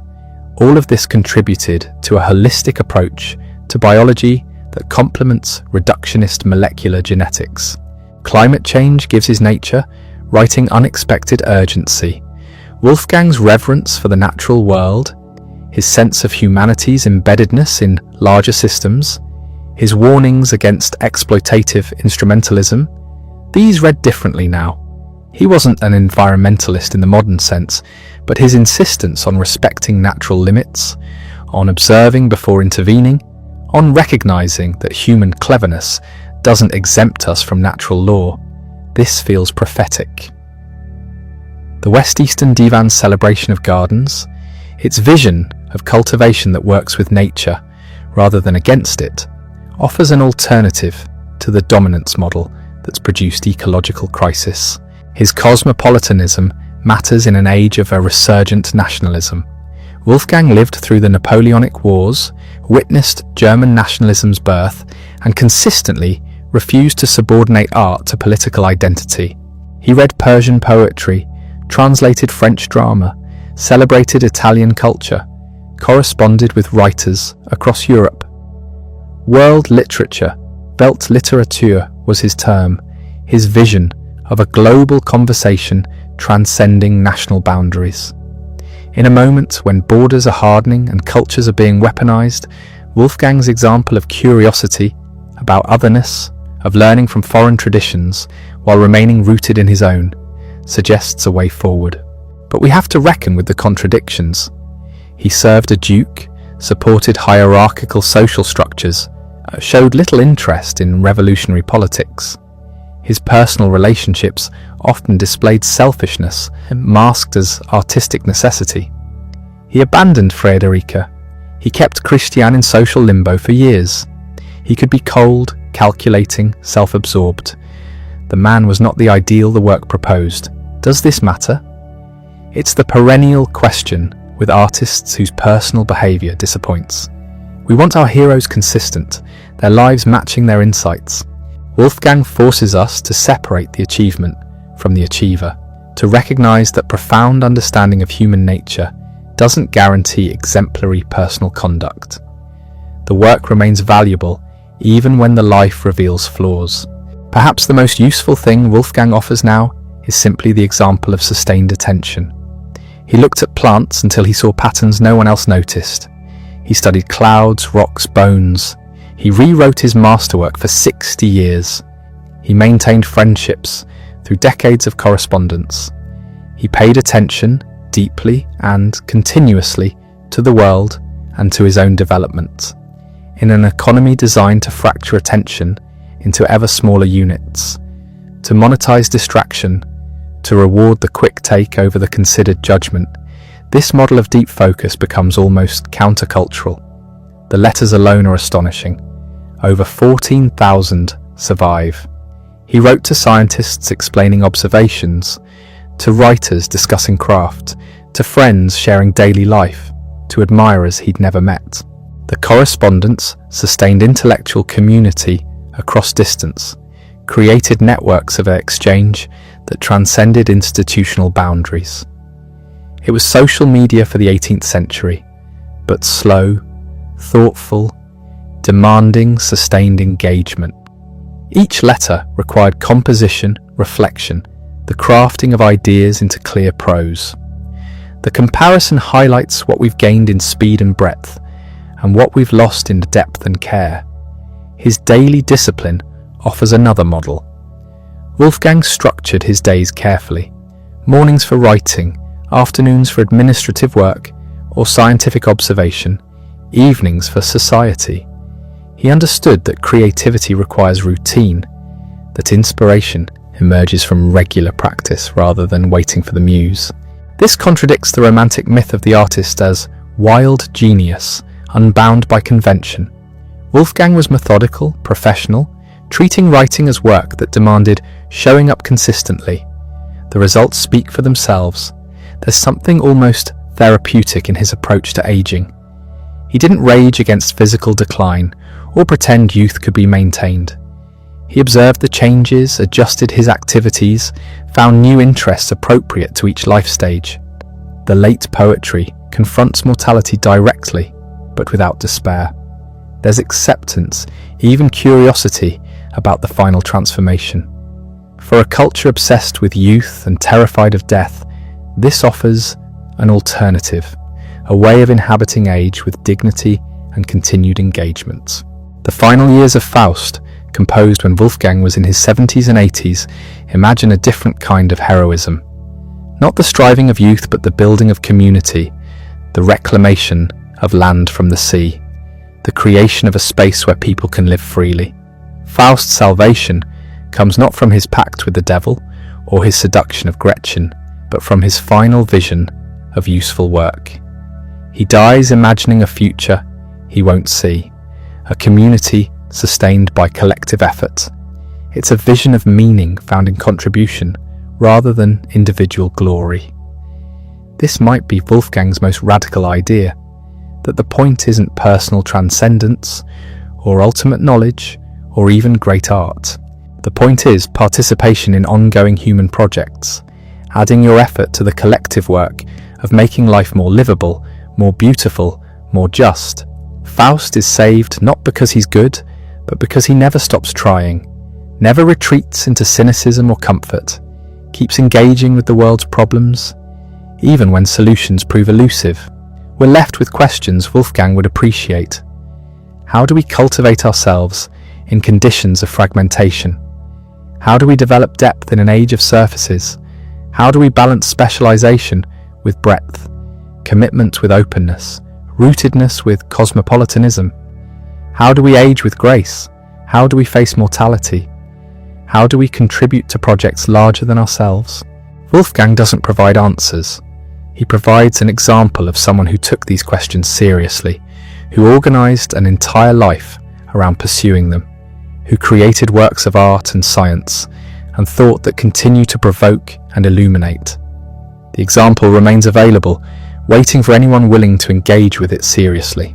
On March 22nd, 1832, Wolfgang woke in his study chair, where he'd fallen asleep the night before. He was 82 years old. His body had been failing for months, but his mind remained active, dictating letters, receiving visitors, discussing the latest scientific discoveries. That morning he complained of cold, asked for the window to be closed, and slipped into delirium. He died just after noon. His last coherent words, according to those present, were "more light." The phrase became instantly famous, interpreted as a final philosophical statement, a call for enlightenment, a summation of a life dedicated to understanding. Whether he actually said it, whether it meant anything beyond a request for the curtains to be opened, we'll never know. The uncertainty is fitting. Wolfgang spent his life resisting simple interpretations. They buried him in Weimar beside Schiller, the friend whose death 27 years earlier had devastated him. The funeral was modest by the standards of what he'd become. No state ceremony, no elaborate monument. The duchy mourned, certainly. Europe's newspapers carried the news. But the man himself had requested simplicity, and his wishes were honoured. The grave remained unmarked for years, just another plot in the ducal vault. The legend began immediately. Within days, accounts of his final moments proliferated, each adding details, shaping the narrative. He became the sage of Weimar, the last universal genius, the embodiment of German culture's highest aspirations. Statues were commissioned, monuments erected. His house became a museum. The pilgrimage site was established. Everything he'd written was collected, analysed, debated. Everything he'd touched became relic. This process of canonization did exactly what Wolfgang had feared. It froze him, turned a living example into dead doctrine. Students were forced to memorize passages from Faust without understanding them. Critics argued over textual minutiae while missing the larger spirit. Nationalists claimed him as proof of German superiority, ignoring his cosmopolitanism. Romantics celebrated the young poet while dismissing the old scientist. Everyone extracted what served their purposes and discarded the rest. The result was a Wolfgang nobody could actually learn from, only venerate. The plaster bust replaced the breathing human. The 20th century treated him roughly. 2 world wars fought partially in his name, or at least justified using the cultural tradition he represented. Made that tradition suspect. How could the nation that produced Wolfgang also produce the Holocaust? The question haunted German intellectuals. Some blamed him directly, finding proto-fascist elements in his work, his aristocratic disdain for democracy, his emphasis on the exceptional individual, his occasional anti-Semitic remarks. Others defended him as a true humanist whose legacy had been perverted. The debate revealed more about the debaters than about Wolfgang, but it made reading him difficult. The ideological weight was crushing. Then a strange thing happened.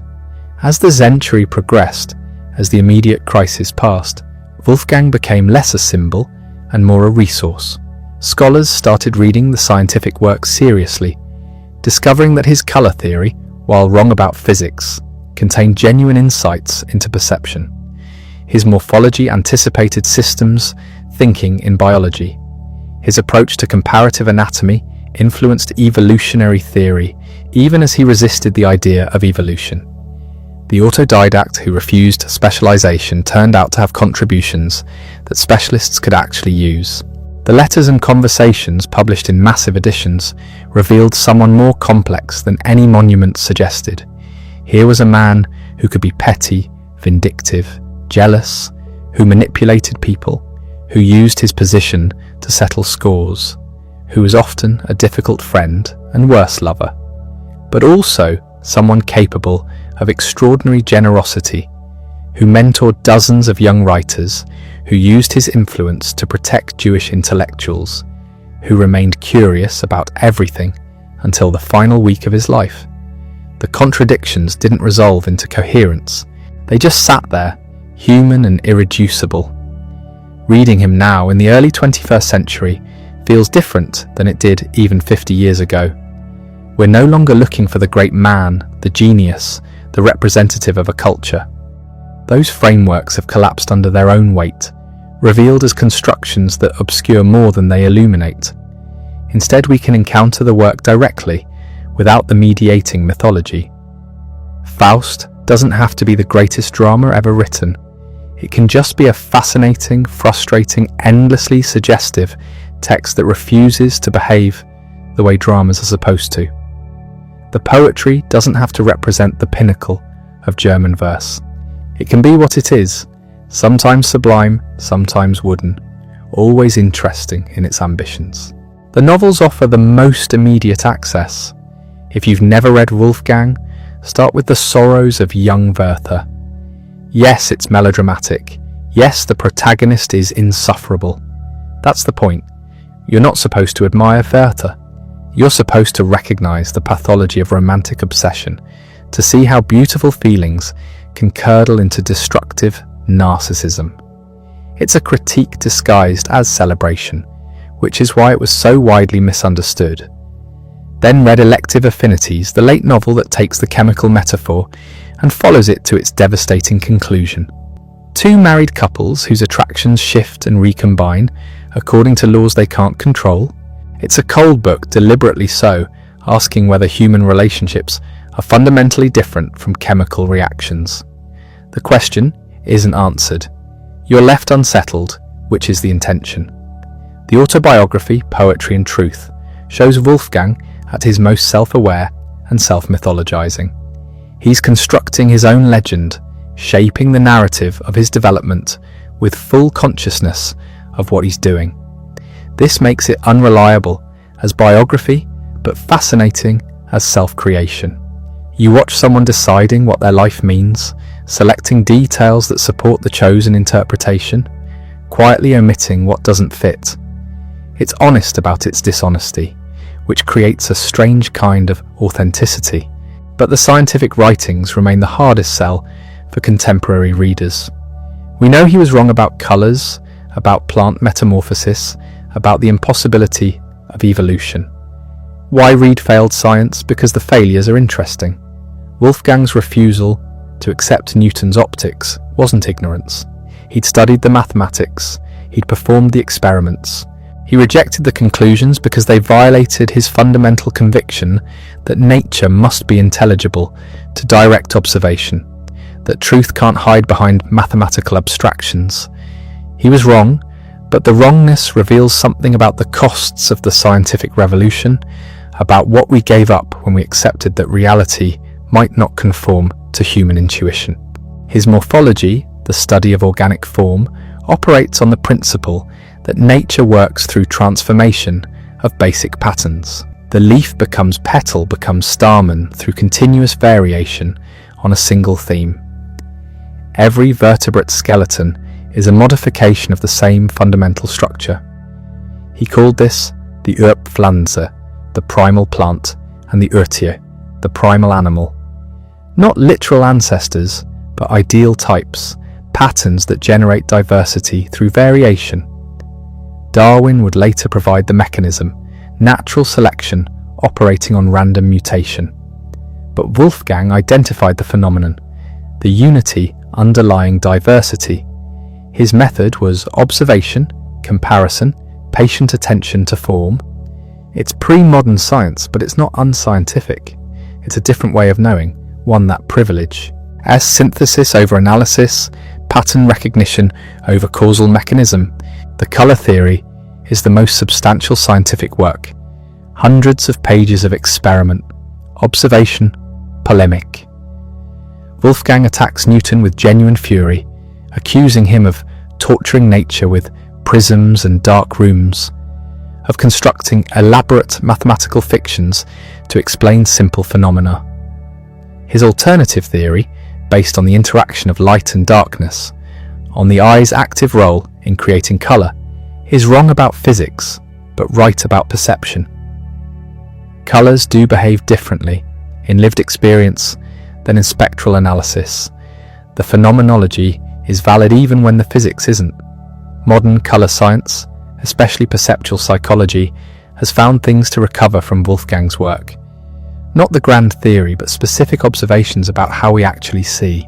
What unites all the scientific work is the conviction that nature is whole, that the divisions between disciplines are human impositions, that understanding requires seeing connections rather than isolating variables. This is why he resisted specialization, why he insisted on maintaining breadth even as depth became the standard of serious work. He was trying to preserve something being lost, a way of encountering the world that didn't reduce it to mechanisms and measurements. He failed, obviously.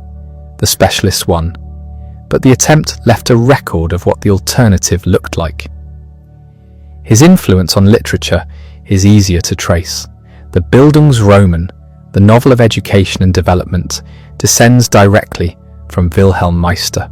Every story about a young person leaving home, having experiences and returning transformed, owes something to Wolfgang's template. The idea that life is a process of formation, that character develops through encounters with otherness, that maturity means integration rather than rebellion. This is so deeply embedded in Western storytelling that we barely notice it anymore, but it's a specific historical invention, and Wolfgang is largely responsible. The Romantic movement defined itself partly in opposition to him, but it couldn't escape his gravitational pull. Byron, Shelley, Keats all read him. The French Romantics worshipped Werther even as they misread it. Victor Hugo called him the master. Across Europe, young writers imitated his early style, his combination of emotional intensity and natural description. Then they grew up and often rejected him, which he would have understood perfectly. Influence doesn't mean agreement. It means you can't think about certain things without reference to what came before. In music, the connections are obvious. Schubert set dozens of his poems, creating the German art song tradition. Beethoven wrote incidental music for Egmont. Berlioz composed a dramatic symphony based on Faust. Liszt, Schumann, Wagner, Mahler, all engaged with his work.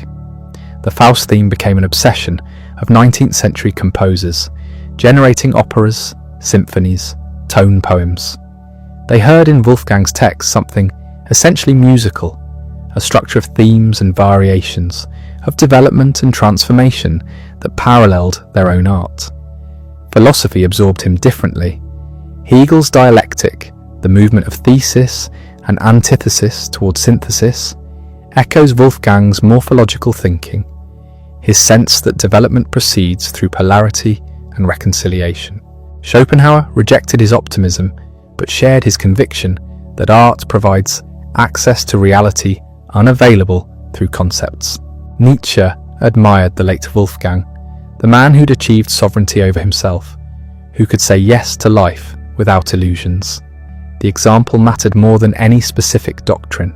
The question that haunts any assessment is whether Wolfgang still matters beyond historical interest. Is there something we need from him, or is he simply a monument we maintain out of cultural habit? The case for continued relevance rests on several points. First, his insistence on wholeness, on resisting fragmentation, speaks to our current condition of hyper-specialization and information overload. We've gained immense analytical power by dividing knowledge into ever smaller domains, but we've lost the ability to see connections, to think systematically about complex problems. Wolfgang's example won't solve this. We can't return to 18th century universalism, but his commitment to maintaining breadth alongside depth, to seeking patterns across disciplines, offers a model we've largely abandoned and might need to recover. Second, his approach to self-cultivation, the patient work of developing capacities over a lifetime, contradicts our culture of instant expertise and performative identity. Wolfgang believed formation took decades, that wisdom couldn't be rushed, that character was built through sustained engagement with difficulty. This is deeply unfashionable. We want quick results, life hacks, transformation through technique. But the problems that actually matter, both personal and collective, don't yield to shortcuts. They require the kind of long-term commitment Wolfgang exemplified. Third, his way of aging, his refusal to retreat into nostalgia or bitterness, his continued openness to new ideas and experiences, his acceptance of physical decline without surrendering intellectual vitality. We're terrible at aging. We either deny it through desperate youth preservation or collapse into resignation. Wolfgang shows a third path, continuing to develop even as capacities diminish, finding new modes of engagement appropriate to each stage. Finally, his insistence that art and science aren't opposed but complementary, that both are ways of attending to reality, that imagination is a cognitive faculty rather than mere fantasy. We've mostly given up on this synthesis, accepting the divorce between humanities and sciences as permanent. But the biggest challenges we face, climate change, technological disruption, social fragmentation, require both analytical rigor and imaginative vision. Wolfgang won't reunite the cultures, but his work demonstrates what their integration looks like. None of this makes him a guide for living or a source of answers. He's too contradictory, too embedded in his historical moment, too personally flawed for that kind of authority. But he remains usable, a resource for thinking about problems that haven't disappeared. The example of a life organized around questions rather than certainties, committed to development rather than achievement, open to revision rather than defending positions. Not the monument, but the living encounter with someone who took seriously the challenge of becoming fully human. That challenge hasn't changed. The conditions have, drastically, but Wolfgang's 82 years of engagement with it still illuminate what's possible when you refuse easy answers and commit to the long work of understanding. The work outlives the worker. That's the pattern with everyone who creates anything lasting.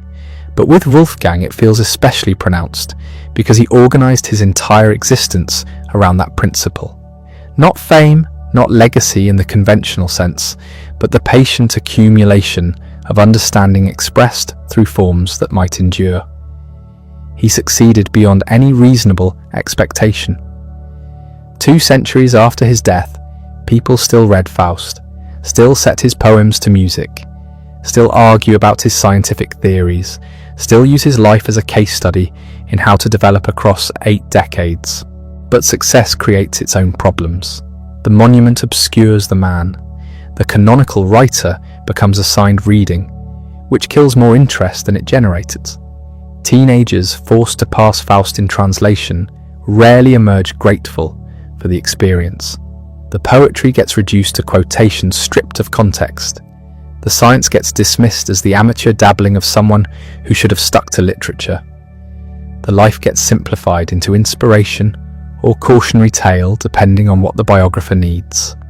What gets lost in this process is the strangeness. Wolfgang was genuinely weird in ways the monument can't accommodate. He believed in morphological archetypes that don't exist. He thought colours were produced by the interaction of light and darkness.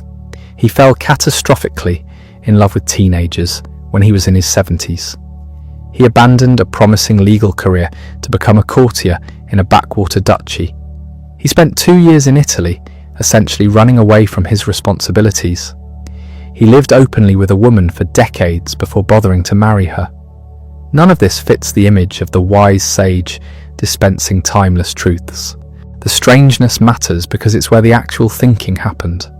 Wolfgang's greatest insights emerged not from following established paths, but from his willingness to pursue questions everyone else considered settled or irrelevant. Why do all flowering plants show the same basic pattern of transformation? Why does colour perception differ so radically from what physics predicts? How can someone maintain creative vitality across an entire lifespan? These weren't the prestigious questions of his era. They were his questions, pursued with a stubbornness that looked like eccentricity to contemporaries. This suggests something about how to actually use his example rather than just admire it. Don't try to be Wolfgang. The universal genius isn't replicable, and the attempt produces dilettantes, but the method is portable. Pay attention to what genuinely interests you rather than what's supposed to be important. Follow questions across disciplinary boundaries even when specialists tell you you're trespassing. Commit to projects that take decades, not because you expect completion, but because the work itself is worthwhile. Revise ruthlessly. Accept that most efforts will fail. Keep going anyway. The final paradox is that Wolfgang matters most where he failed. His colour theory was wrong, but the wrongness revealed something about the limits of purely mathematical approaches to perception. His resistance to evolution was misguided, but it preserved questions about form and development that Darwinism initially ignored. His political quietism was a moral failure, but it allowed him to observe revolutionary enthusiasm and reactionary panic with equal skepticism. Even his personal failures, the abandoned lovers and neglected friends, produced insights about the costs of prioritizing work over relationship. None of this redeems the failures or makes them necessary. Better science would have been better. Better politics would have been better. Better personal conduct would have been better. But given that the failures happened, that they're part of the historical record, the question becomes whether they can still teach something. Wolfgang thought they could. He included his mistakes in the autobiography, dramatized his youthful obsessions in Werther, built Faust's salvation on a lifetime of errors. The examined life includes examining what went wrong, so we're left with questions which is appropriate. Wolfgang spent 82 years asking them. How do we develop understanding that integrates rather than fragments? How do we maintain curiosity when expertise demands narrowing? How do we age without either clinging to youth or surrendering to decline? How do we contribute to projects larger than ourselves without losing individual perspective? How do we accept mortality without denying its reality?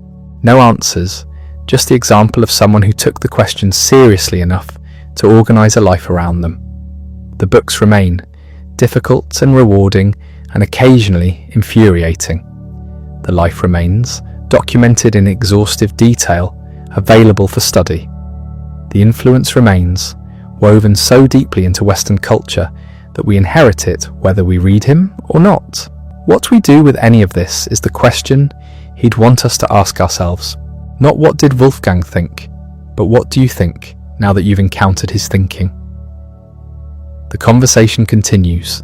That was always the point.